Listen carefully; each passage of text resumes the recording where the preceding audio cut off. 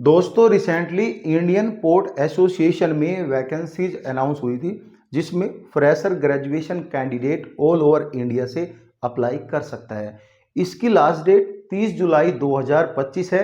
जो कैंडिडेट ने अप्लाई नहीं किया वह जाके अप्लाई कर सकते हैं।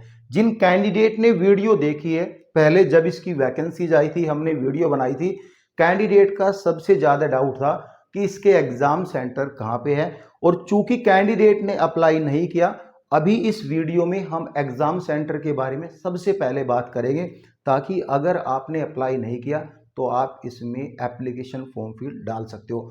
दोस्तों जो इसके एग्ज़ाम सेंटर है, exam centre all over India 30 से ज़्यादा एग्ज़ाम सेंटर रखे गए हैं। इंडिया में जितनी भी बिगेस्ट सिटीज़ है और मेट्रो सिटीज़ है, सभी में इनके एग्ज़ाम होंगे। तो आपका ये डाउट क्लियर हुआ और आप जल्दी से जाके इनके फॉर्म अप्लाई कर दे, क्योंकि अभी टाइम है। तो यहाँ पे जो ग्रेजुएशन कैंडिडेट फ्रेशर मांगे थे उनको एडमिन स्पेशलाइजेशन में फॉर्म डालने, और बहुत सारी वैकेंसीज यहाँ पे आई थी, 25 से 30 वैकेंसीज अनाउंस हुई थी। सो इस वीडियो में हम एग्जाम पैटर्न सिलेबस के बारे में 1 बाय 1 करके डिस्कस करेंगे और बताएंगे कि आपका सिलेक्शन कैसे होगा, बताएंगे आपको स्टडी की स्ट्रैटेजी कैसे करनी है और इम्पोर्टेंट नोट्स आपको कैसे लेने हैं, क्योंकि नोट्स प्रिपरेशन में भी करीबन 4 से 5 दिन लगते हैं। तो सारी चीज़ें हम इस वीडियो में शेयर करेंगे।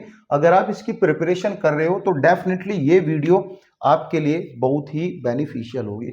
सो गाइज हम पहले वैकेंसीज से बात करेंगे, ज़्यादा टाइम नहीं लूंगा, सिर्फ आपको बताऊंगा। एक तो जर्नल पोस्ट में वैकेंसीज आई है, स्पेशलाइजेशन पोस्ट में वैकेंसीज अनाउंस हुई है। नोटिफिकेशन आपने पढ़ा होगा, देखा होगा कि 21 डेज पहले आपको एग्जामिनेशन सिटी अनाउंस कर देंगे इनकी वेबसाइट पे। सो गाइज आपको 21 डेज का टाइम मिलेगा। सपोज करो आप यूपी से हो और दिल्ली में आपका एग्जाम है, इवन लखनऊ, दिल्ली, जो भी बड़ी बड़ी सिटीज है सब में इनका एग्जाम होगा।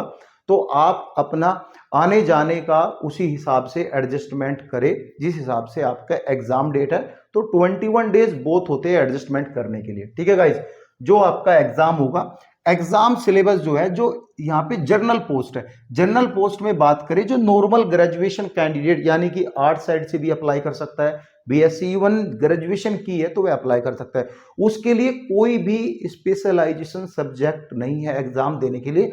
जो ऑल ओवर इंडिया जो government preparation even government exam होते हैं, जो जर्नल सिलेबस होता है उसके लिए वह जर्नल सिलेबस रखा गया है। बात करें यहाँ पे स्पेशलाइजेशन पोस्ट की, जो इसमें आती है, इसमें सिविल की पोस्ट आती है, फाइनेंस की पोस्ट आती है, स्टेट मैनेजमेंट की पोस्ट आती है। स्टेट मैनेजमेंट मीन्स की मटेरियल से रिलेटेड आपका यहाँ पे एग्जाम होगा। लेकिन यहाँ पे जो जर्नल सिलेबस है वो भी आएगा, वो जब इसका पॉइंट आएगा जब हम बताएंगे। इसमें इंफ्रास्ट्रक्चर एंड सिविक फैसिलिटीज की भी वैकेंसी अनाउंस हुई थी। एग्जाम में जब आप एग्जाम में बैठोगे तो मिनिमम क्वालिफाइंग मार्क्स एग्जाम का रखा गया है। अगर आप जनरल कैंडिडेट है तो आपको 40% नंबर लेके आने हैं। अगर आप ओबीसी कैंडिडेट है तो आपको 35% नंबर लेके आने हैं। अगर आप एसटी, एससी, पीडब्ल्यूबीडी कैंडिडेट है तो आपको 30% नंबर लेके आने हैं। सिलेक्शन प्रोसीजर की बात करें, सबसे पहले आपका एग्जाम होगा। एग्जाम के बाद यहाँ पे डिमांड नेसेसरी ये आपका इंटरव्यू होगा। मींस कि यहाँ पे हो भी सकता है, नहीं भी हो सकता है। अगर हुआ इंटरव्यू तो यहाँ पे सिर्फ स्पेशलाइजेशन पोस्ट का होगा। यानी इसमें जब क्वेश्चन आपसे पूछे जाएंगे, क्वेश्चन ये होंगे, या सपोज करो मटेरियल मैनेजमेंट से रिलेटेड क्वेश्चन है, मटेरियल की कॉस्टिंग से है, स्ट्रेंथ से है, पावर से है, इससे रिलेटेड क्वेश्चन पूछे जाएंगे। सिविल वाले से सिविल से रिलेटेड क्वेश्चन पूछे जाएंगे। आरसी से रिलेटेड क्वेश्चन है, वो हम आगे जब पॉइंट आएगा जब बताएंगे। फिर यहाँ पे एक मेडिकल होगा। उसके बाद जो है शायद डॉक्यूमेंटेशन मेडिकल से पहले होगा इंटरव्यू के टाइम, या फिर आपको जब यहाँ पे बिफोर द ज्वाइनिंग यानी अपॉइंटमेंट लेटर जब मिलेगा, ज्वाइनिंग करने के लिए आप जब जाओगे तब वहाँ पे आपको ओरिजिनल डॉक्यूमेंट्स लेके जाने हैं फॉर वेरिफिकेशन। आपको सबमिट नहीं करनी है, आपको जस्ट वेरिफिकेशन करनी है। यहाँ तक चीजें होपली आपको समझ में आ गया होगा कि किसके लिए क्या क्या है, ठीक है गाइज। अब हम सिलेबस के बारे में बात करेंगे। सबसे पहले मैं बात करूंगा स्पेशलाइजेशन सब्जेक्ट की यानी कि स्पेशलाइजेशन पोस्ट की। इसमें जो सिलेबस है स्पेशलाइजेशन पोस्ट के लिए अलग अलग सिलेबस है। बाकी जो सबसे ज़्यादा वैकेंसीज है वह वैकेंसीज एडमिनिस्ट्रेशन डिपार्टमेंट में है, उसके लिए सिलेबस बिल्कुल जर्नल सिलेबस है, जो कि आप अदर यानी कि एसएससी गवर्नमेंट का भी एग्जाम में सेम ही सिलेबस आता है, इवन सीजीएल दिल्ली पुलिस सब में सेम ही आता है। तो हम उसके बारे में इसका जब पॉइंट आएगा जब बात करेंगे। स्पेशलाइजेशन की बात करें, आपका एक सीबीटी एग्जाम होगा। सीबीटी जो एग्जाम होगा उसमें 110 क्वेश्चन आएंगे और गाइज 160 मार्क्स का ये एग्जाम होगा। और गाइज इंग्लिश लैंग्वेज में ओनली आपका ये एग्जाम होगा। इंग्लिश लैंग्वेज में नेगेटिव मार्किंग भी है 1/4 यानी 0.25% नेगेटिव मार्किंग है, यानी 1 का चौथाई हिस्सा नेगेटिव मार्किंग है। इसमें अगर आप 4 क्वेश्चन गलत करोगे तो यहाँ पे जो है आपका 1 नंबर कटेगा। अब नेगेटिव मार्किंग इतनी है तो 10-20 क्वेश्चन में आप तुक्के भी लगा सकते हो। वह तुक्के कैसे लगाने हैं हम इस वीडियो के लास्ट में भी बात करेंगे। इसमें जो गाइस आपका टाइम मिलेगा यानी आपको एग्जाम के लिए टाइम मिलेगा वह 120 मिनट होगा। स्क्राइब कैंडिडेट यानी जो पीडब्ल्यूबीडी कैंडिडेट है उनको 20 मिनट एक्स्ट्रा टाइम दिया जाएगा as per the government rule. अब यहाँ पे बहुत सारे स्टूडेंट का एक और डाउट था कि वैकेंसीज परमानेंट है या टेम्परेरी है। देखो जो ये पोस्ट आई है बिल्कुल सेंट्रल गवर्नमेंट की वैकेंसीज है, सेंट्रल गवर्नमेंट का पेरोल है, परमानेंट वैकेंसीज है। अब दूसरा डाउट ये होता है स्टूडेंट का कि ये जो वैकेंसीज है इनका एक प्रोबेशनल पीरियड भी होता है। देखो सेंट्रल गवर्नमेंट डिपेंड करता है एजेंसीज के ऊपर या फिर इनकी ऑर्गेनाइजेशन के ऊपर या मिनिस्ट्री के ऊपर, किसमें कितनी साल का प्रोविजनल पीरियड रहता है, किसी में 2 साल का रहता है। हालांकि सभी में जो सेंट्रल गवर्नमेंट की वैकेंसीज आती है उसमें 2 साल का प्रोबेशनल पीरियड रहता है। तो डे 1 से जो आपकी सैलरी बनती है वह सेम सैलरी बनेगी जो आपका पैकेज है, उसके हिसाब से एक भी पैसा आपका नहीं कटेगा। सेम फैसिलिटी जो गवर्नमेंट के एम्प्लॉय को मिलती है वह भी सेम मिलेगी, यानी आप गवर्नमेंट एम्प्लॉय ही ज्वाइन करोगे। लेकिन प्रोविजनल पीरियड ये इसलिए होता है अगर आपको इन बिटवीन वेरिफिकेशन में कुछ प्रॉब्लम होती है, डॉक्यूमेंट्स फेक होते हैं या फिर आपके ऊपर कोई क्रिमिनल केस चल रहा होता है और आपने कोई डिक्लेरेशन नहीं दी तो इसलिए वो बाहर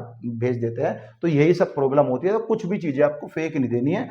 स्पेशलाइजेशन की बात करें तो यहाँ पे सिलेबस A, B, C ऐसे 5 पार्ट में डिवाइड किया गया। जो ए पार्ट है वह स्पेशलाइजेशन का पार्ट है। इसमें 50 क्वेश्चन आएंगे, ठीक है, 50 क्वेश्चन आएंगे। ये 100 मार्क्स का एग्जाम होगा। बाकी रीजनिंग बात करें, क्वांट्स एप्टीट्यूड की बात करें, जनरल अवेयरनेस की बात करें, इंग्लिश लैंग्वेज की बात करें, इन 4 सब्जेक्ट में 15-15 क्वेश्चन आएंगे। 15-15 नंबर का ये एग्जाम होगा, ठीक है। यहां तक समझ में आई।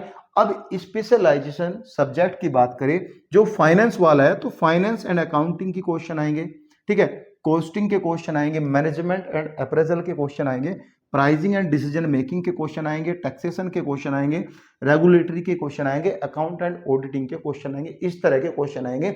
सारा इसका जो कंप्लीट सिलेबस है वो टेलीग्राम में ऑलरेडी वहां पे ऐड किया हुआ है, वहां पे जाके आप देख सकते हो। टेलीग्राम में सभी यहाँ पे listed and topic wise syllabus को हमने एज ए पीडीएफ वहां पे प्रोवाइड किया हुआ है। तो वहां पे जाके जो जो टॉपिक दिए जाते हैं वहां पे भी आप पढ़ सकते हो। नोट्स के बारे में भी हम बात करेंगे। यहाँ पे स्टेट के लिए बिल्डिंग मटेरियल होता है, कंस्ट्रक्शन होता है, strength of material RCC and steel structure, soil mechanics and estimate and costing के भी क्वेश्चन आएंगे। बात करें सिविल के लिए structure engineering, geotechnical engineering, water resources engineering, environmental engineering और ट्रांसपोर्ट के इस तरह के क्वेश्चन आएंगे ये सब। अब इन नोट्स लेने के लिए देखो, नोट्स सिर्फ जो मिलेगा जनरल सिलेबस का मिलेगा, उसमें कंप्लीट गाइड हम करेंगे, 1 बाय 1 करके आपको समझाएंगे क्या है। 4 से 5 दिन लगेगा नोट्स लेने के लिए। तो यहाँ पे 99909343447 पे आप जो है SMS कर सकते हो, व्हाट्सएप SMS ओनली 9909343447, उसमें आपको सारी डिटेल मिल जाएगी। नोट की फी है 149 रुपीज, ठीक है, 149 रुपीज कंप्लीट नोट्स आपको मिल जाएंगे जो आपका जनरल सिलेबस है, ठीक है। अब बात करें एडमिन एंड ट्रैफिक की, जो यहाँ पे डिसिप्लिन है उसके लिए सिलेबस बिल्कुल अलग है। सिलेबस इसलिए उसका अलग है क्योंकि उसमें ऐसा कोई स्पेशलाइजेशन सब्जेक्ट नहीं मांगा है, नॉर्मल ग्रेजुएशन मांगी है, ठीक है। नॉर्मल ग्रेजुएशन के लिए जो आपका सिलेबस होगा उसमें 100 क्वेश्चन आएंगे, 100 नंबर का एग्जाम होगा, 1/4 नेगेटिव मार्किंग है। ये भी एग्जाम आपका इंग्लिश लैंग्वेज में होगा, इसमें आपको 90 मिनट मिलेगी। अगर आप पीडब्ल्यूबीडी कैंडिडेट 20 मिनट्स आप इसमें भी ऐड कर सकते हो। इसके लिए रीजनिंग की बात, reasoning quants aptitude, general awareness, English language के 25 क्वेश्चन, इवन 25 मार्क्स की ये एग्जाम रहेंगे। अब यहाँ पे स्टूडेंट का डाउट होता है कि हमको जो सेक्शनल वाइज पास तो नहीं करना है, जैसे ए बी सेक्शन है, देखो सेक्शनल वाइज आपको पास नहीं करना, सभी में काउंट करके आपको जनरल कैटेगरी में 40% जो भी यहाँ पे मैंने स्टार्टिंग में आपको बताया उतने नंबर तो आपको लेके आने, फिर यहाँ पे मेरिट लिस्ट बनेगी, जिसका जो नाम आएगा उसका सिलेक्शन यहाँ पे इवन फर्दर प्रोसेस के लिए ऐड हो जाएगा। अब यहाँ पे बहुत सारे कैंडिडेट क्या करते हैं, 10-20 क्वेश्चन में तुक्के भी लगाते हैं। तो तुक्के लगाते हैं तो वे कैसे लगाते हैं वह भी मैं आपको बता दूंगा कैसे लगाते हैं। देखो अगर 10-15 क्वेश्चन आपके बच जाते हैं या 10-20 क्वेश्चन भी बच जाते हैं, देखो नेगेटिव मार्किंग में ऐसा तो नहीं कि जो आपने पढ़ा है फाइनेंस एंड अकाउंटिंग कॉस्टिंग में वे क्वेश्चन आएंगे, जरूरी नहीं आप जीके के सारे क्वेश्चन करो, जरूरी नहीं इंग्लिश के भाई 5-7 क्वेश्चन इंग्लिश में, 5-7 क्वेश्चन जीके में, 2-4 क्वेश्चन क्वांट्स में रह जाएंगे। हालांकि नेगेटिव मार्किंग है तो आपके 10-15 क्वेश्चन 20 क्वेश्चन ऑलमोस्ट रह जाएंगे, 20 में से सभी के बी या सी करके आ जाना।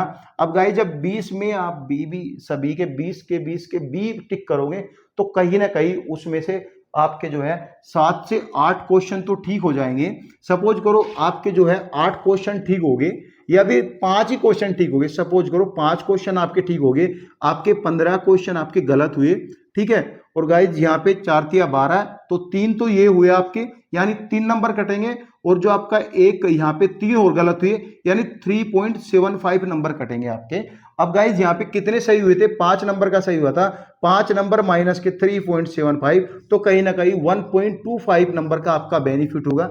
अगर नॉर्मलाइजेशन में भी आपका ये सब काउंट किया जाएगा तो यहाँ पे आपको कहीं ना कहीं नॉर्मलाइजेशन में भी आपको अटेम्प्ट का बेनिफिट मिलेगा और नंबर का भी बेनिफिट मिलेगा।